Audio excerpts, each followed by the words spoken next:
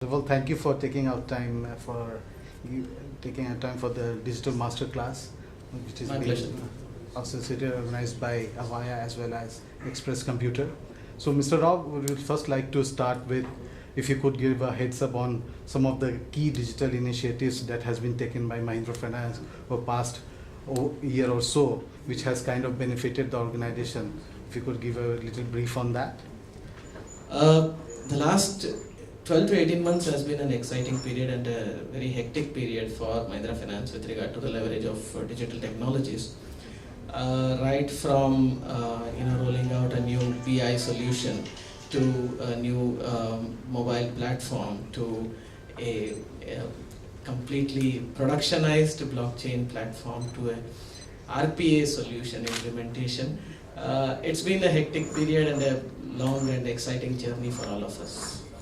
And the benefits have been manifold. One is better data availability for decision making. Point number two, trying to create an ecosystem for a new business solution itself.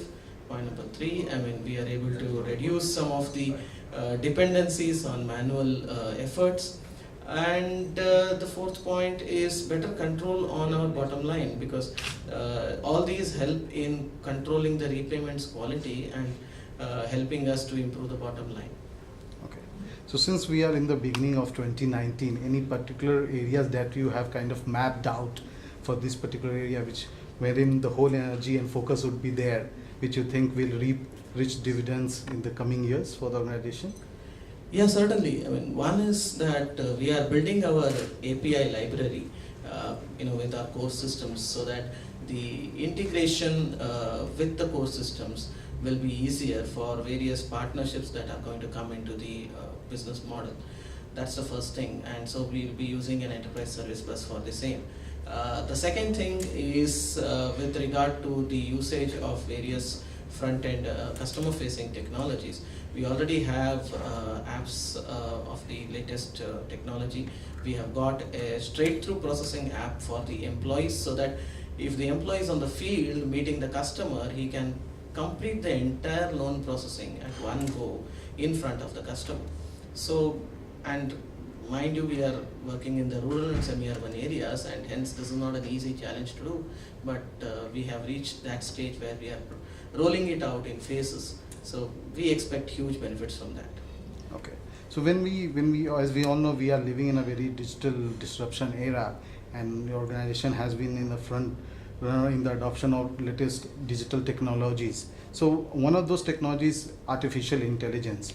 So from your organization perspective, or in general, how do you think that, what are some of the AI initiatives that organization has taken or will going to take, which will improve more of the customer services aspect of it? In our organization's perspective, AI is extremely important, with regard to understanding what the data is saying, okay, and trying to interact with the customers in a more intelligent way. We have a large field force. We are an employee force of more than 30,000 people across multiple lines of businesses and in 1,500 odd branches. So we get information from various sources. Now it's important to analyze them intelligently and come to various conclusions. The first thing we have done with regard to AI is use it in information security, so that we are able to rely on information which is ready, which is frequently collected, and which is consistent. Now, when it comes to the data which is being collected in terms of the business, we still are trying to bring in a bit more discipline with regard to the quality of data, and hence the AI based on those data will come a bit later. But yes, we expect a lot of potential to be provided by this technology. One other thing which I wanted to mention about AI is that since we are dealing with rural and semi-urban customers, we are eagerly awaiting the multilingual capability of solutions like chatbots, which is still some time away, but we hope that we get it very soon.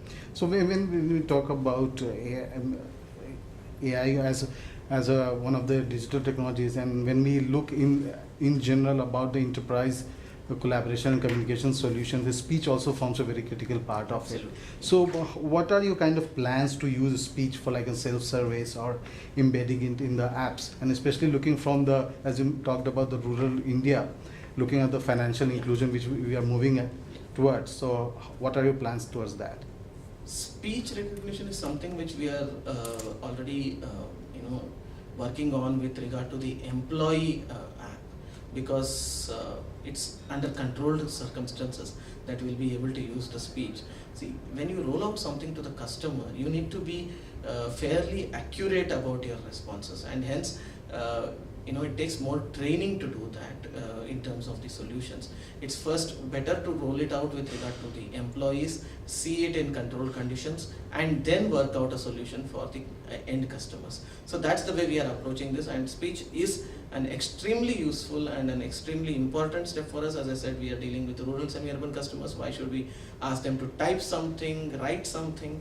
I mean, speaking out what you want is an easy way of doing things. Okay.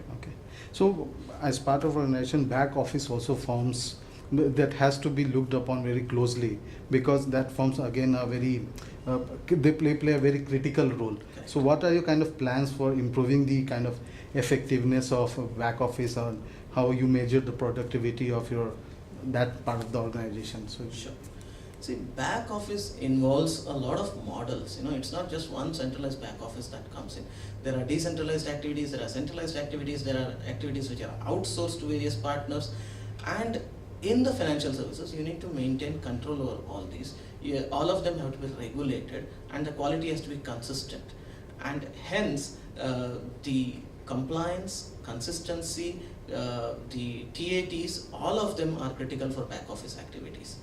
And when you look at solutions like an RPA, you are able to then handle manual activities into an automated set of activities, run across 24/7 and in a controlled manner, in a compliant manner, and hence those kind of technologies are very useful. We have already started the utilization of RPA in one of the back office processes, and the result has been extremely encouraging.